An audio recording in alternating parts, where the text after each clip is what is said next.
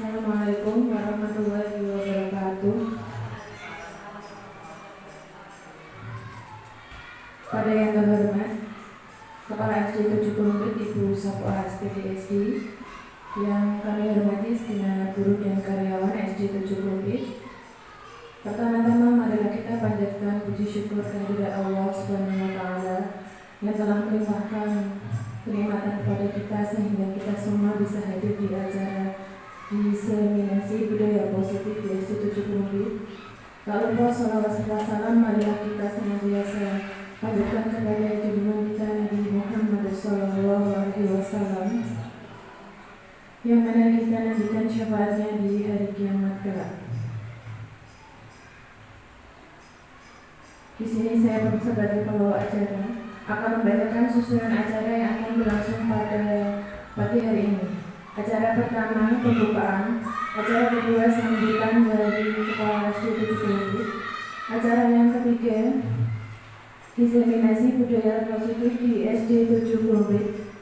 Untuk membuka acara pada pagi hari ini, semoga acara hari ini dapat berjalan dengan lancar. Mari kita buka dengan bacaan umum kitab Al-Fatihah. Alhamdulillah Al-Fatihah.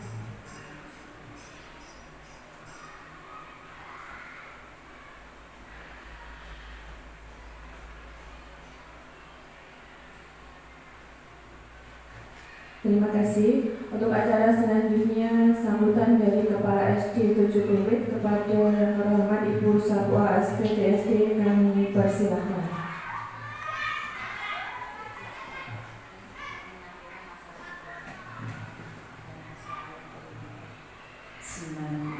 Assalamualaikum warahmatullahi wabarakatuh. Puji syukur alhamdulillahirabbil alamin, pada pagi menjelang siang ini kita tetap diberi kesehatan, keselamatan, alhamdulillahirabbil alamin, bisa melaksanakan diseminasi budaya positif di SD 74 yang akan disampaikan oleh guru penggerak kita yaitu Ibu Herlina SPD.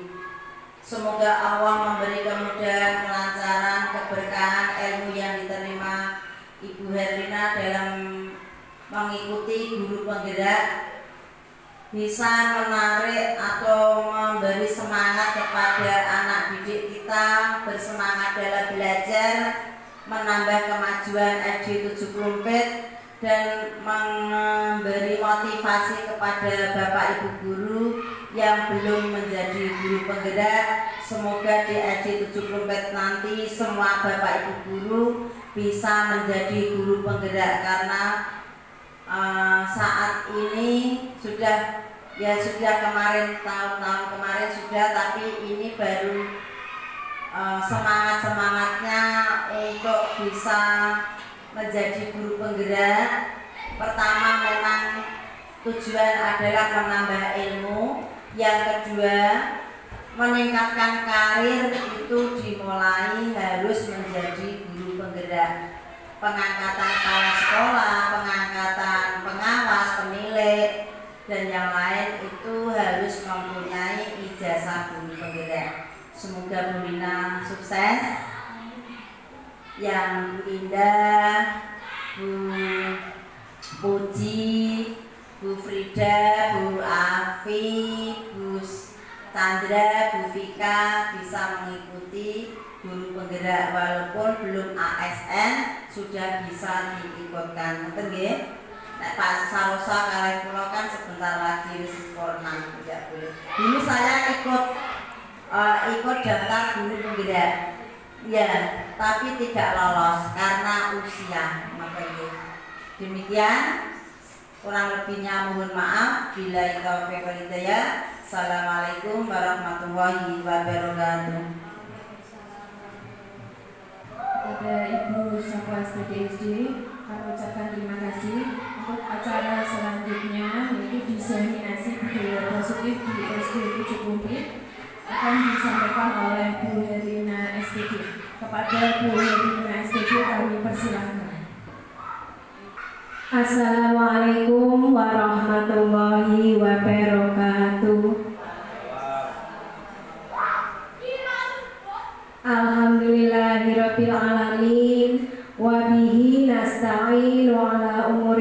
dunya waddin. Wassalatu wassalamu ala asrofil anbiya'i wal mursalin Sayyidina wa maulana Muhammadin amma ba'd. Yang terhormat Ibu Kepala SD 7 Klumpit, Ibu Sapuah SPDSG. Yang saya hormati Bapak Ibu Guru beserta karyawan SD 7 Klumpit. Alhamdulillah atas berkat rahmat Allah yang Maha Kuasa, pada pagi hari ini kita dapat berkumpul untuk mengikuti acara diseminasi budaya positif di SD 7 Klumpit dalam keadaan sehat walafiat. Sholawat serta salam senantiasa kita haturkan kepada junjungan Nabi kita Muhammad Sallallahu Alaihi Wasallam.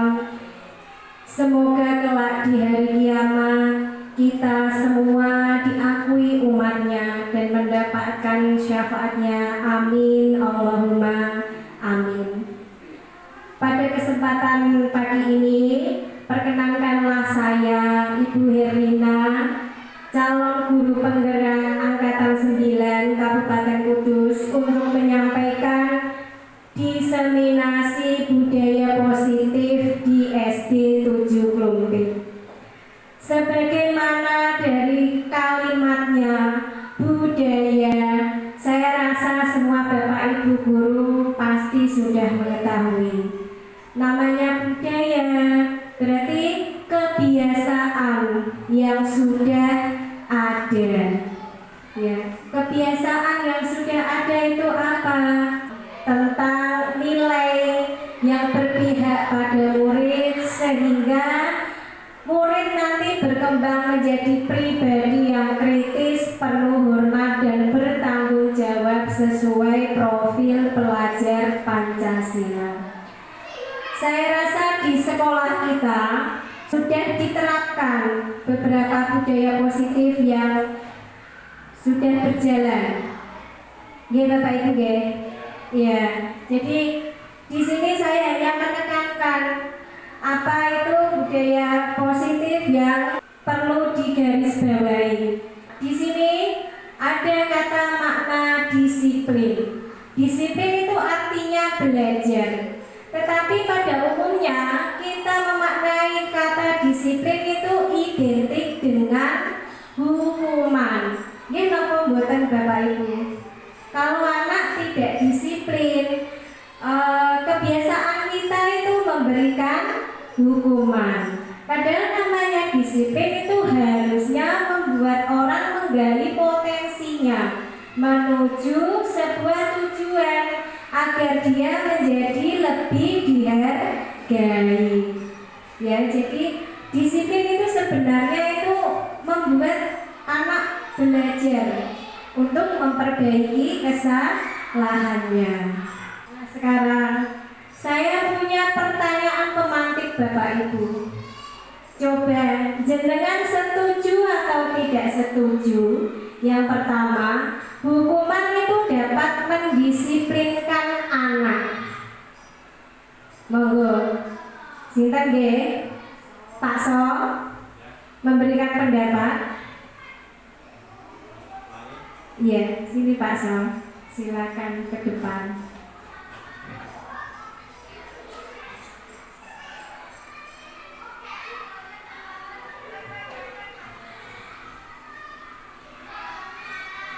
Assalamualaikum warahmatullahi wabarakatuh. Pertanyaan pemantik, setuju atau tidak setuju? Yang pertama, hukuman dapat mendisiplinkan anak. Menurut pendapat saya, hukuman itu dibagi menjadi beberapa poin. Yang kita harapkan hukuman kepada siswa atau anak kita adalah hukuman yang bersifat mendidik, sehingga kelak anak dapat menyadari bahwasanya hukuman yang diberikan oleh Bapak Ibu guru itu nantinya akan membuat mereka menjadi sadar bahwasanya yang saya lakukan ini ternyata salah, ternyata tidak sesuai dengan tata tertib sekolah, sehingga kedepannya anak-anak menjadi sadar, kemudian anak-anak akan memperbaiki dirinya khususnya dan kepada teman-temannya yang lain. Jadi menurut saya hukuman yang bersifat positif atau pendidik ini akan dapat mendisiplinkan anak tahap demi tahap atau step by step. Yang kedua, pemberian hukuman dengan hal positif seperti baca atau membersihkan halaman sekolah dapat memberikan disiplin anak. Tadi sudah saya singgung di dalam jawaban yang pertama. Kemudian yang pertanyaan atau pertanyaan ketiga, memberi penghargaan dapat meningkatkan motivasi belajar anak. Saya setuju untuk yang ketiga ini, karena dengan memberikan penghargaan atau reward kepada siswa kita yang mempunyai prestasi lebih, ini dapat memberikan motivasi atau penguatan diri agar anak itu lebih rajin dalam belajar, lebih giat dalam belajar, sehingga apa yang disampaikan oleh Bapak Ibu guru itu akan membuat mereka menjadi lebih semangat ke depannya dan memberikan efek kepada teman-teman sekelasnya. Demikian kurang lebihnya saya mohon maaf. Assalamualaikum warahmatullahi wabarakatuh. Berikan tepuk tangan untuk Pak Saroso. Ya, jawaban yang luar biasa sekali ya. Jadi hukuman itu dapat mendisiplinkan anak tidak. Sebelum kita belajar lebih jauh, menurut panjenengan mungkin dapat gitu ya. Pak So tadi bilangnya bisa mendisiplinkan anak asalkan hubungan itu bersifat positif. Iya, memang betul. Hukuman itu ada dua, Bapak Ibu. Ada yang bersifat positif dan ada yang bersifat negatif. Untuk saat ini, hukuman itu istilahnya untuk yang bersifat positif itu bukan hukuman, tapi konsekuensi. Ya, jadi istilah hukuman harusnya di dunia pendidikan itu dihapus. Ya, diganti dengan konsekuensi. Karena apabila anak mendengar atau kita sendiri mendengar kata hukuman, kita itu merasa membuat kesalahan yang fatal. Ya, konotasinya cenderung negatif. Jadi anak nanti kalau dihukum itu dia merasa akan menjatuhkan harga dirinya, sehingga kita akan mempelajari ini Bapak Ibu yang konsekuensi atau hukuman. Ya, terus saya menyinggung lagi yang tadi penghargaan apakah dapat meningkatkan motivasi belajar anak? Ya, kita juga harus melihat dari dua sisi yang berbeda. Ada yang bersifat positif dan ada yang bersifat negatif. Bersifat positifnya mungkin untuk temannya itu bisa terpacu untuk saya harus seperti si ini supaya saya juga mendapatkan penghargaan. Tapi di sisi negatifnya itu banyak sekali Bapak Ibu. Karena kalau kita terlalu sering memberikan penghargaan pada anak, nanti akhirnya anak itu akan ketergantungan. Jadi kalau misalkan kita anak siapa nanti yang bisa jawab saya kasih hadiah, misalkan saya kasih uang, nah itu ternyata tidak baik. Karena nanti anak akan merasa saya bisa karena saya kepengen dapat itu. Jadi tidak ada motivasi internalnya, itu tidak ada. Karena motivasinya dia hanya untuk mendapatkan sebuah penghargaan. Ya, jadi negatifnya seperti itu, dan jangka panjangnya anak itu kurang berkreativitas karena anak hanya di situ-situ saja kemampuannya. Dia hanya mengandalkan penghargaan dari bapak ibu guru. Jadi yang betul kita memberikan penghargaan pada anak itu hanya sekedar misalkan, oh bagus sekali. Jadi yang benar itu seperti itu yang diperbolehkan. Bagus sekali, ayo kita berikan tepuk tangan untuk teman kita ini yang sudah menjawab benar. Jadi tidak ada kecemburuan di antara teman-teman di satu kelas. Karena kita sendiri kadang menyadari kalau kita anak satu yang lebih pintar, kadang kita singgung temannya yang lain, kadang merasa kok itu terus yang disebut gitu Bapak Ibu Nah itu ada kecemburuan hubungan sosial. Sekarang perbedaan hukuman dan konsekuensi. Yang pertama, hukuman itu menyakitkan yang harus terjadi. Kalau konsekuensi itu sesuatu yang harus terjadi. Yang kedua, hukuman itu cenderung membuat anak sakit. Mungkin sakit secara fisik atau non fisik. Misalkan kita memberikan hubungan dengan kalimat atau kata-kata verbal, mungkin di anak itu akan mengena di hati. Jadi itu akan menyakitinya dalam jangka waktu yang lama. Kalau konsekuensi itu tidak nyamannya hanya jangka pendek seketika itu. Terus yang ketiga, anak itu membenci kedisiplinan. Karena sesungguhnya kedisiplinan diri itu yang mengendalikan adalah diri kita sendiri. Tidak ada seorang pun yang bisa mengontrol kita. Jadi disiplin diri itu ya harus dari diri sendiri. Kita hanya memberikan stimulus ya atau perangsang pada anak supaya anak menjadi disiplin. Terus yang keempat, mendorong anak menyakiti dirinya sendiri. Jadi misalkan itu maksudnya apa ya? Misalkan setelah dihukum anak itu menjadi minder, dia tidak mau terus bergaul dengan temannya. Terus yang keenam, konsep diri yang buruk ya, karena kata hukuman identik dengan kalimat negatif. Terus dari hukuman anak belajar menyembunyikan kesalahan. Kalau konsekuensi itu anak belajar untuk mematuhi peraturan dan berusaha memperbaikinya. Gitu Sekarang menurut panjenengan, tindakan guru berikut itu termasuk hukuman atau konsekuensi? Boleh saya tunjuk nomor 1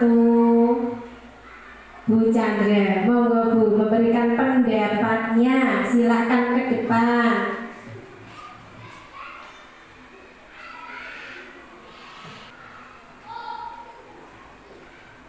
Pertama, mencatat suatu sekali di depan buku, di dalam buku kalimat, saya tidak akan terlambat lagi. Menurut saya, tindakan guru tersebut adalah memberikan konsekuensi. Terima kasih. Ya.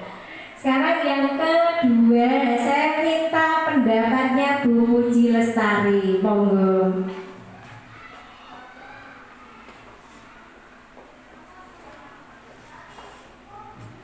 Ya, terima kasih. Yang kedua, lari mengelilingi lapangan basket 2 kali karena terlambat hadir di sekolah.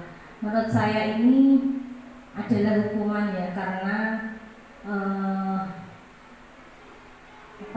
tindakan guru yang diberikan itu terlalu memberatkan pada siswa, yaitu lari mengelilingi lapangan basket sampai 2 kali gitu. Beri tepuk tangan. Yang ketiga, saya minta Bu Avi untuk memberikan pendapatnya.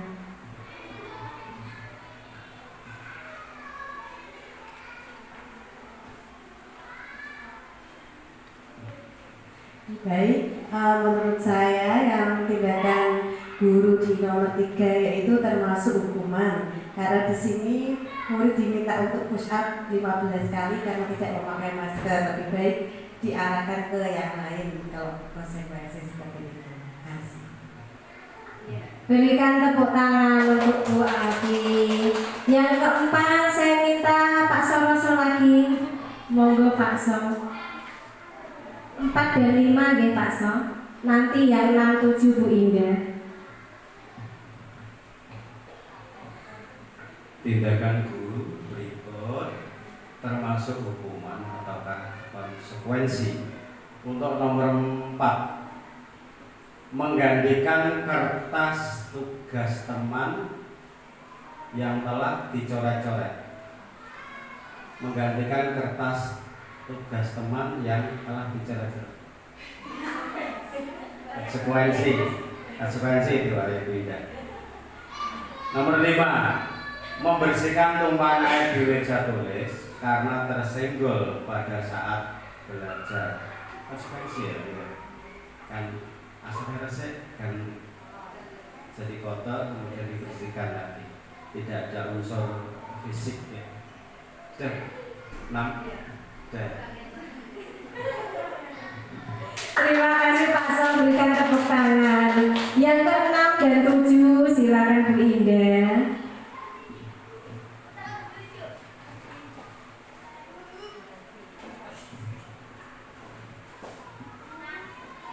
Nomor 6, murid disuruh untuk tidak mengenakan sepatu seharian di sekolah karena tidak mengenakan sepatu hitam.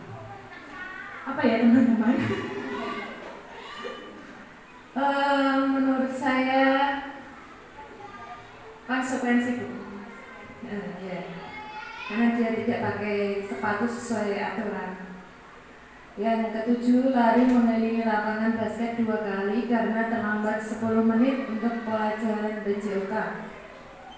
Menurut saya itu konsekuensi juga, karena dia sudah tidak ikut olahraga 10 menit, jadi untuk gantinya lari lapangan 2 kali itu sudah cukup sebagai ganti olahraga. Gitu. Terima kasih Bu Indah, berikan tepuk tangan untuk Bu Indah. Sekarang kita akan membahasnya bersama Bapak Ibu. Ya, bedakan hukuman dan konsekuensi. Tadi sudah dipaparkan kalau hukuman itu cenderung untuk menyakiti. Kalau konsekuensi itu membuat anak belajar sesuai dengan kesalahannya. Jadi konsekuensi itu ada keterkaitan antara tindakan dengan pembelajaran yang harus diperbaiki. Paham nggih Bapak Ibu nggih? Jadi kalau hukuman itu hanya memberikan kamu salah harus seperti ini. Itu tidak ada anak untuk perbaikan. Kalau konsekuensi itu karena memang tindakannya dia itu salah sehingga itu perlu untuk diperbaiki yang memang sesuai dengan kesalahannya. Sekarang yang nomor 1, mencatat 100 kali di dalam buku kalimat saya tidak akan terlambat lagi. Ini pun pernah saya praktekkan ya, dan ternyata itu salah. Ini namanya apa gitu Bapak Ibu ya tadi? Hukuman, karena tidak ada hubungannya, tidak ada hubungan datang terlambat sekolah kok disuruh menulis, ya? Ya, jadi nomor 1 itu hukuman. Sekarang nomor 2, lari mengelilingi lapangan basket 2 kali karena terlambat hadir di sekolah. Hukuman atau konsekuensi?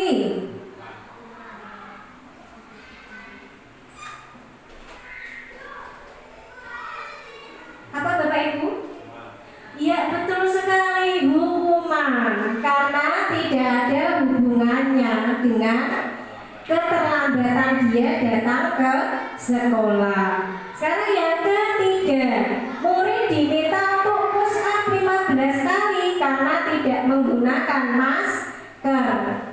Hukuman atau konsekuensi? Hukuman. Yang keempat, menggantikan kertas tugas teman yang telah dicoret-coret. Ayo apa Ge? Iya, konsekuensi. Karena dia sudah mencoret-coret kertas punya temannya, ya dia konsekuensinya ya harus menggantikan dengan kertas yang baru. Nah, itu yang betul. Terus yang kelima, membersihkan tumpahan air di meja tulis karena tersenggol pada saat belajar. Konsekuensi atau hukuman? Iya, konsekuensi. Yang keenam, murid disuruh untuk tidak mengenakan sepatu seharian di sekolah karena tidak mengenakan sepatu hitam. Hukuman atau konsekuensi?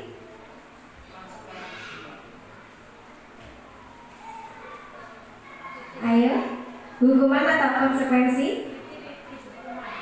Hukuman, karena tidak ada hubungannya dengan, iya, tidak ada hubungannya dengan dia mengenakan sepatu dengan harus melepaskan sepatunya seharian. Yang ketujuh, lari mengelilingi lapangan basket 2 kali karena terlambat 10 menit untuk pelajaran PJOK.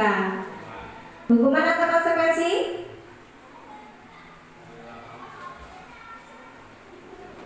Ayo apa Ge? Konsekuensi. Ya, karena sesuai pelajaran PJOK itu kan, iya, apa ini, sepadan atau seimbang dengan apa ini, konsekuensinya dia harus lari mengelilingi lapangan. Bisa diterima Bapak Ibu apa yang saya sampaikan? Ya, jadi konsekuensi itu anak bisa memperbaiki diri sesuai dengan kesalahannya, supaya nanti dia bisa timbul motivasi diri untuk tidak mengulanginya lagi. Jadi yang diberikan itu sesuai dengan apa yang dilakukan. Jadi harus balance, harus seimbang kesalahannya dia dengan konsekuensi yang dia terima. Misalkan, kalau kita mau memberikan pembinaan kepada siswa yang datang terlambat itu bagaimana? Nah, nanti ada langkahnya sendiri, gitu Ge. Ya, sementara hukuman dan konsekuensi bisa dipahami Ge, Bapak Ibu Ge. Ya, sekarang saya lanjutkan. Ya, ternyata motivasi perilaku manusia itu ada 2 Bapak Ibu. Ada motivasi eksternal dan ada motivasi internal. Motivasi eksternal itu ya tadi, yang pertama untuk menghindari hukuman. Aku binora hukum guruku, aku tak teko, jangan sampai terlambat. Nah, itu motivasinya, dia hanya tidak ingin kena hukuman. Terus yang kedua itu mendapatkan penghargaan dari orang lain, biar dipuji. Atau ada puji di sini. Ya, jadi anak itu karena dia kepengen ada penghargaan dari orang lain. Yang kedua itu motivasi internal, yaitu karena dia mempunyai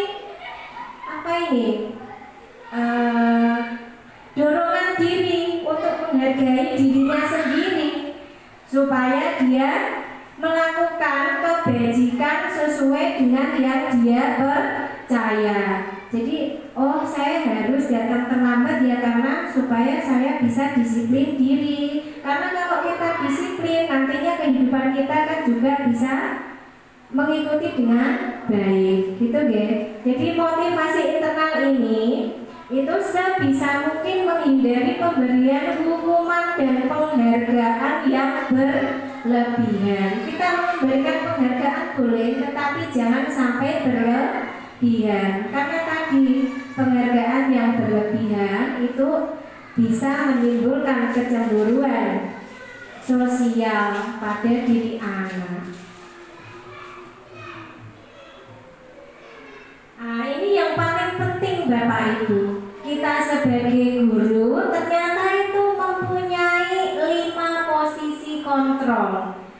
Yang pertama itu sebagai penghukum.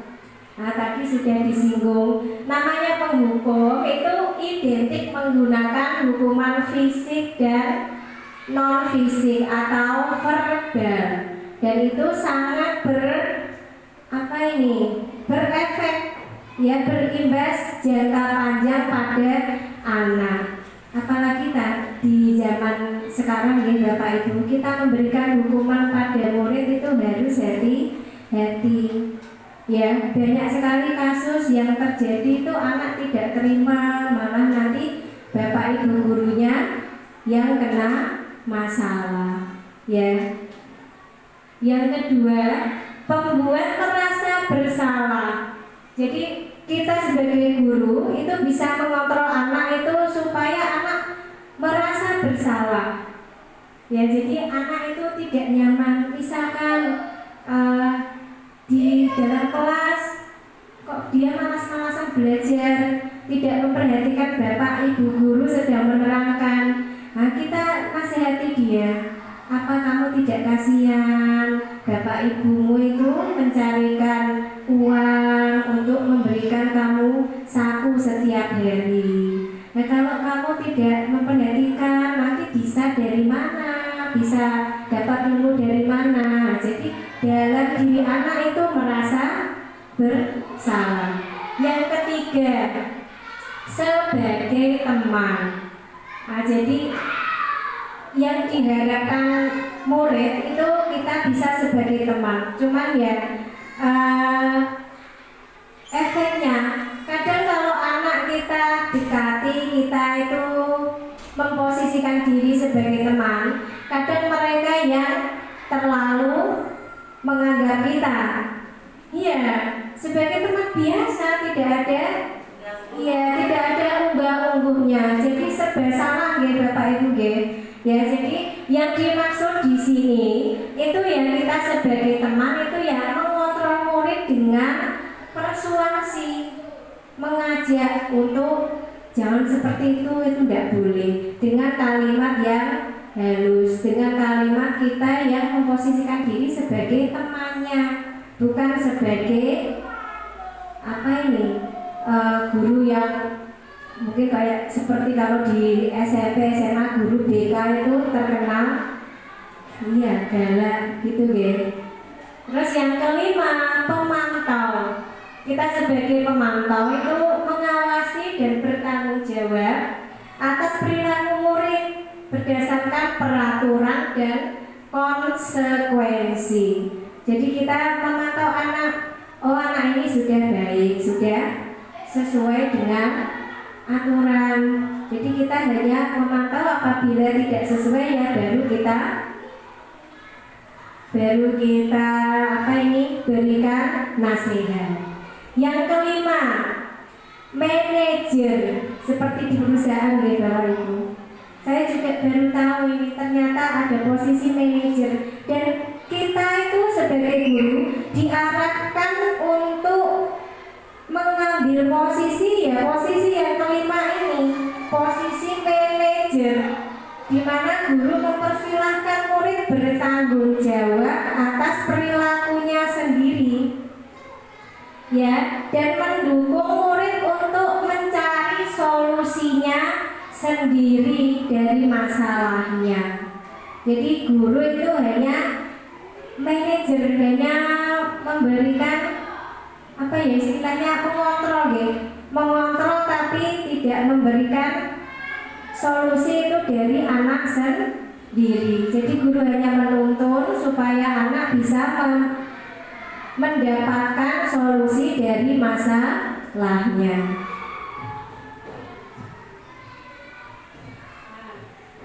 Supaya 5 kontrol tadi itu bisa terlaksana dengan baik, kita perlu mengadakan keyakinan kelas atau keyakinan sekolah. Nah, saya ingat waktu awal-awal saya belajar di PNM, itu istilahnya bukan keyakinan deh. Ada yang sudah membuka PNM? istilahnya bukan keyakinan tapi kesepakatan. Makanya kok berubah kalimat, ya. Jadi yang sekarang itu tidak kesepakatan tapi keyakinan. Padahal saya membuat di kelas saya ya namanya kesepakatan, itu ternyata keliru. Ya, jadi perlu adanya keyakinan kelas, ya, di mana itu guru dan siswa itu membuat kesepakatan untuk terbentuknya keyakinan kelas yang menciptakan suasana kelas atau suasana sekolah menjadi aman, nyaman, sesuai dengan apa yang dikehendaki bersama. Dan keyakinan ini itu memuat unsur-unsur kebajikan universal yang mudah diingat, dipahami dan diterapkan dalam lingkungan kelas atau sekolah. Nah, di sini ada 2 template berbeda.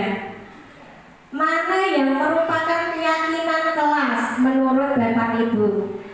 Yang selatan ataukah yang utara? Yang keyakinan yang selatan ataukah yang utara?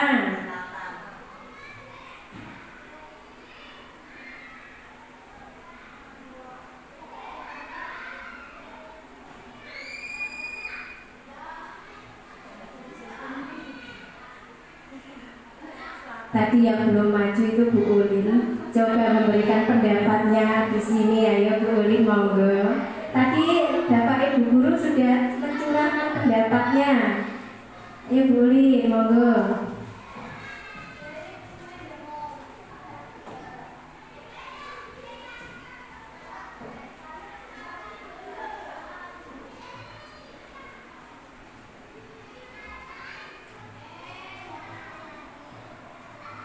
Ya, menurut saya untuk yang kesepakatan kelas yaitu yang selatan ini ya Bu. Yaitu yang pertama ada datang tepat waktu, terus mengucapkan salam. Yang kedua menjaga kebersihan sekolah, berdoa sebelum dan sesudah kegiatan, aktif dalam pembelajaran dan tertib. Itu yang menurut saya sebagai kesepakatan kelas. Yang dialnya berarti yang sana, yang utara. Terima kasih, berikan tepuk tangan untuk Bu Ulin. Ya, jawabannya luar biasa. Ya, ternyata betul Bu Ulin. Jadi yang namanya keyakinan kelas itu memang yang utara, karena mengandung unsur kebajikan. Jadi unsur kebajikannya ini saling menyayangi, terus semangat, terus yang ketiga itu peduli. Jadi keyakinan itu harus mengandung unsur kebajikan, ya. Jadi kebajikan apa yang pengen diyakini di kelas kita gitu. Jadi yang utara itu yang keyakinan kelas. Yang selatan itu Bu masih universal. Ini namanya berarti peraturan. Iya. Sekarang ini Bapak Ibu, kita akan mengenal itu restitusi. Ya. Jadi apa sih itu restitusi? Restitusi itu mengajarkan murid untuk mencari solusi dari masalahnya sendiri. Jadi ada hukuman, ada konsekuensi, ada restitusi.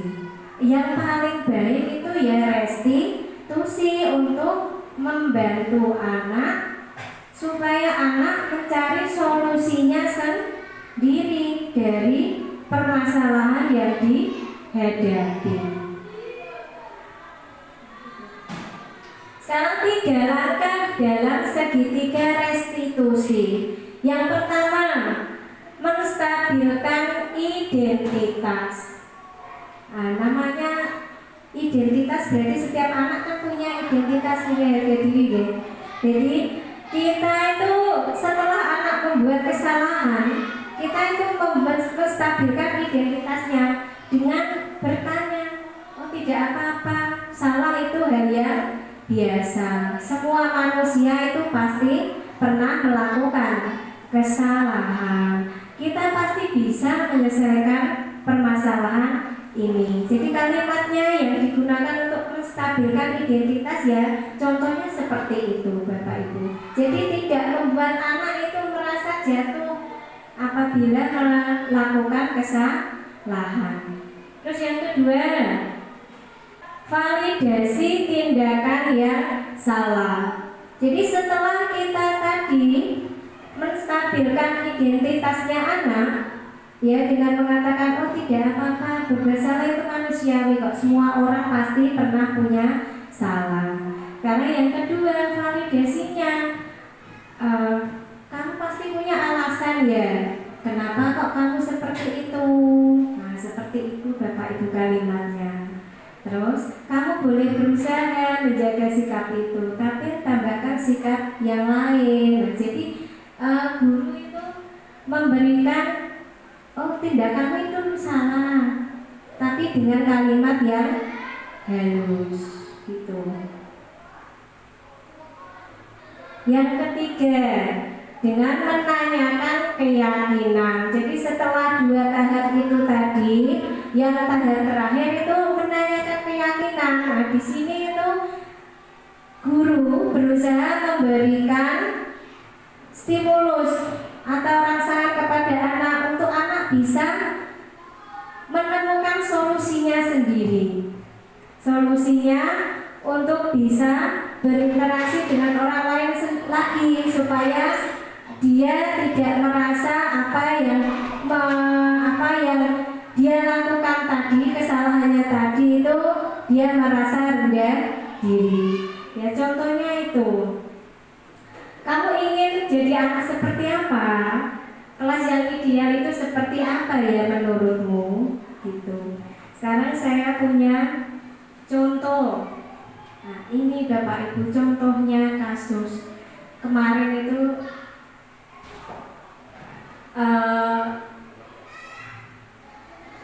saya membuat kasus, contohnya ini.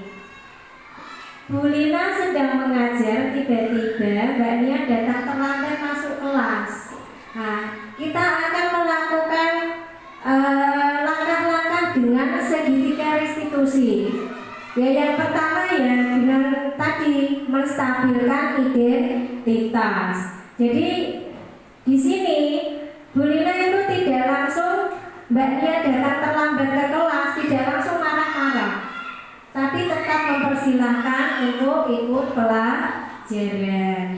Jadi kita menasihati anak itu tidak di depan teman-temannya yang lain seketika itu, tapi anak kita panggil secara pribadi.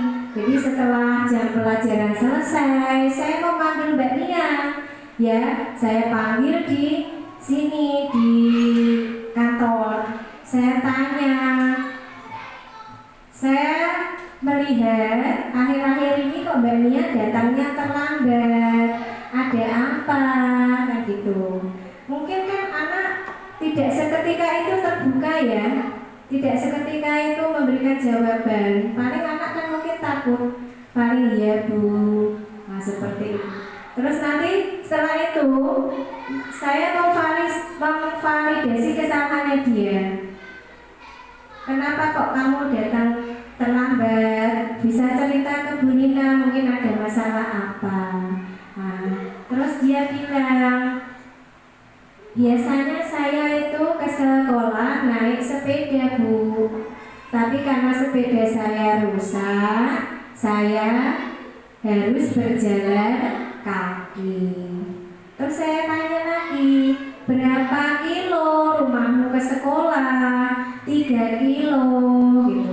Nah, kalau seperti itu kira-kira supaya kamu tidak terlambat lagi,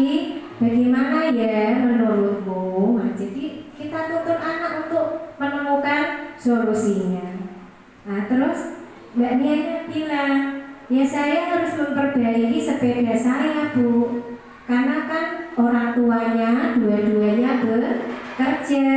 Kalau 3 kilo jalan kaki, dia datangnya dari rumah itu sudah 6:30 kan mungkin kalau jalannya tidak tepat kan bisa terlambat, dia sering terlambat seperti itu. Jadi terus kapan kamu mau memperbaiki sepedanya? Dia bilang tidak ada uang, orang tuanya tidak punya uang Bu, belum tahu. Terus ya ini karena Bu Lina orang baik memberikan uang. Ya ini ada uang untuk memperbaiki sepedamu, dengan harapan nanti kamu tidak akan datang sekolah terlambat lagi. Jadi anak menemukan solusinya sendiri. Anak itu solusinya ya tadi, saya harus memperbaiki sepeda saya, karena tidak ada alternatif lain, tidak ada orang tua yang mengantarkan ke sekolah. Mungkin seperti itu Bapak Ibu yang bisa saya sampaikan. Mungkin ada pertanyaan Bapak Ibu? Tidak ada ya?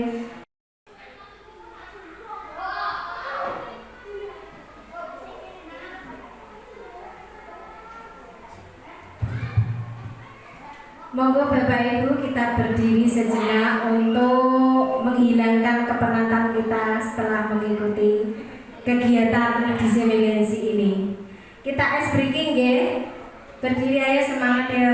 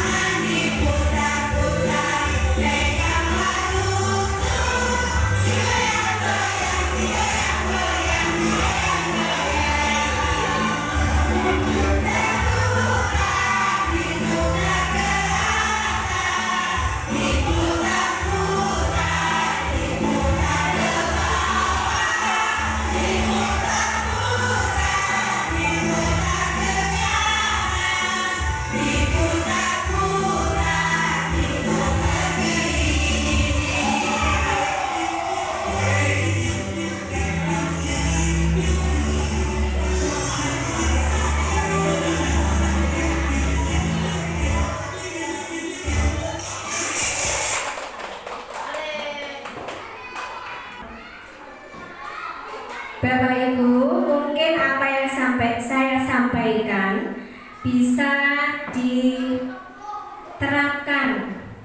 di lingkungan sekolah kita. Semoga harapannya bisa membawa murid-murid kita menjadi murid yang lebih baik, yang mengarahkan kepada pembentukan karakter profil pelajar Pancasila. Gitu nggih Bapak Ibu nggih. Terima kasih. Mungkin saya minta pendapat dari dua orang guru tentang refleksi dari kegiatan saya pada pagi hari ini. Mungkin ada Bapak atau Ibu guru yang bisa mewakili. Pak Saroso, monggo Pak Saroso bisa mewakili. Nanti dengan bisa lagi yang mewakili Ibu.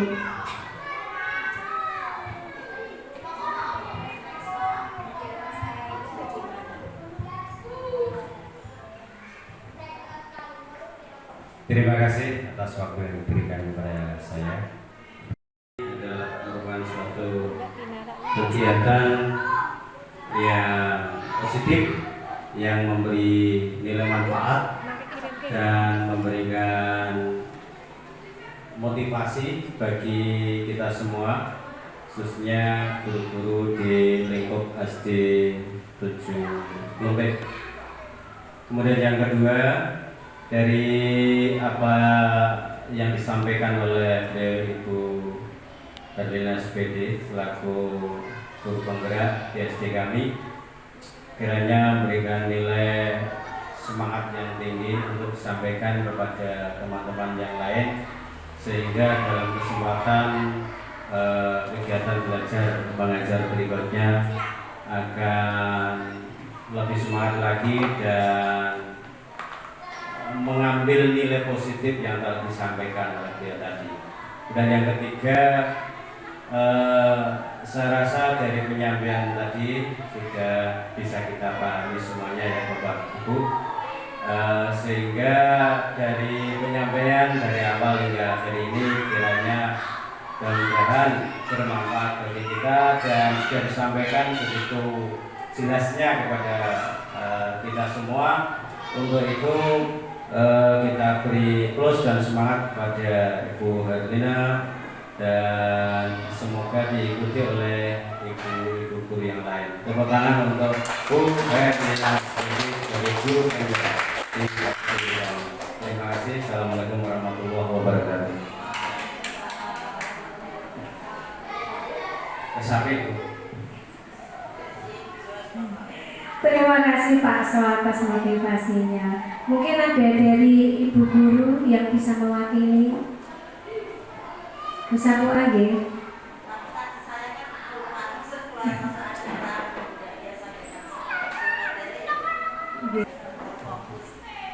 Assalamualaikum warahmatullahi wabarakatuh. Terima kasih waktu yang telah diberikan kepada saya.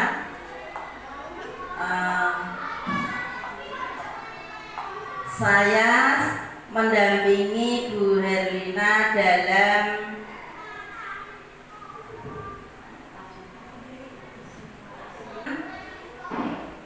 diseminasi budaya positif di SD 7 Klumpit. Sudah bagus, sudah mempraktekkan kepada anak didik kita dengan baik dan berlanjut terus, juga memberi motivasi kepada anak dan bapak ibu guru. Semoga bisa merubah anak menjadi anak yang baik. Apa yang telah disampaikan tadi dipraktekkan dengan sungguh-sungguh, jadi ilmu yang diterima bermanfaat dan merubah anak. Terima kasih Bu Lina yang sudah menyampaikan dengan begitu bagusnya. Memang sudah sepantasnya menjadi guru penggerak, menggerakkan anak, menggerakkan bapak ibu yang lain. Itu Bu. Terima kasih ya Bu. Semoga sukses selalu, bisa membagi waktu, terutama sehat walafiat. Assalamualaikum warahmatullahi wabarakatuh. Terima kasih saya ucapkan pada Pak Saroso dan Bu Sapoah yang sudah memberikan refleksi kepada saya tentang kegiatan diseminasi budaya positif di SD 70 Bit pada pagi hari ini. Semoga apa yang saya sampaikan bisa membawa perubahan baik untuk diri kita sendiri sebagai guru, bisa menerapkan tadi kontrol guru, dan sehingga kalau kita sebagai guru sudah baik, insya Allah anak didik kita juga akan meniru Bapak Ibu gurunya. Begitu ya Bapak Ibu ya. Saya ucapkan terima kasih sekali karena sudah meluangkan waktunya mengikuti kegiatan saya di acara diseminasi budaya positif. Maaf apabila dalam menyampaikan ada kekeliruan karena saya sebagai manusia masih belajar dan belajar lagi.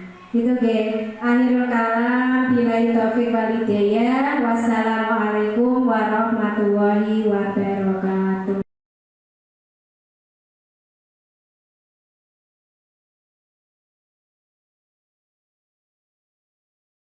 Assalamualaikum warahmatullahi wabarakatuh.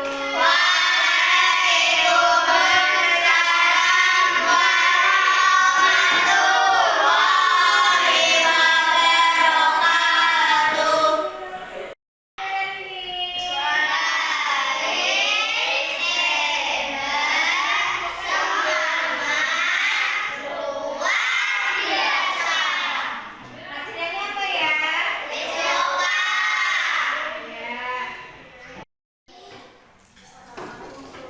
Waalaikumsalam.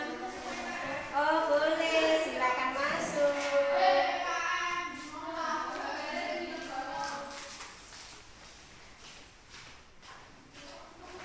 Hari ini pelajarannya apa ya? Fisika. Ya semangat ya. Kita mulai pelajarannya. Sekarang karena ini sudah jam 9, silakan istirahat dulu. Assalamualaikum warahmatullahi wabarakatuh. Waalaikumsalam warahmatullahi wabarakatuh.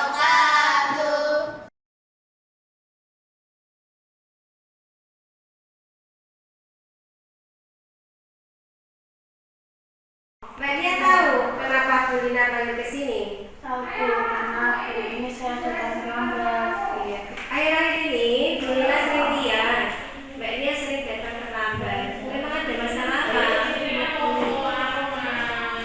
Mbak Dia itu bukan satu-satunya murid yang datang terlambat. Coba cerita ke Bu Lina, mungkin Bu Lina bisa membantu. Sepeda saya rusak Bu, jadi saya harus jalan ke sekolah. Jarak rumah ke sekolah berapa meter? 3 kilometer Bu. 3 kilo. Kira-kira kalau apa yang Mbak Nia lakukan supaya nanti Mbak Nia tidak terlambat ke sekolah lagi? Saya harus memperbaiki sepeda saya Bu. Kapan? Belum tahu Bu, saya belum punya uang. Oh gitu. Ya udah gini, ini nanti Bu Lina kasih uang. Tidak usah dipikirkan untuk mengembalikannya. Ya, ini uang nanti untuk perbaiki sepeda Mbak Nia yang rusak. Nah, harapannya Bu Lina nanti kalau sepedanya sudah bisa digunakan, Mbak Nia tidak terlambat lagi ke sekolah. Ya Bu, terima kasih Bu. Saya akan berusaha tidak terlambat lagi. Itu ya, ingat-ingat ya. Jadi diusahakan jangan terlambat lagi. Ya Bu, makasih Bu. Ya, ini ya uangnya ya, perbaiki sepedanya ya.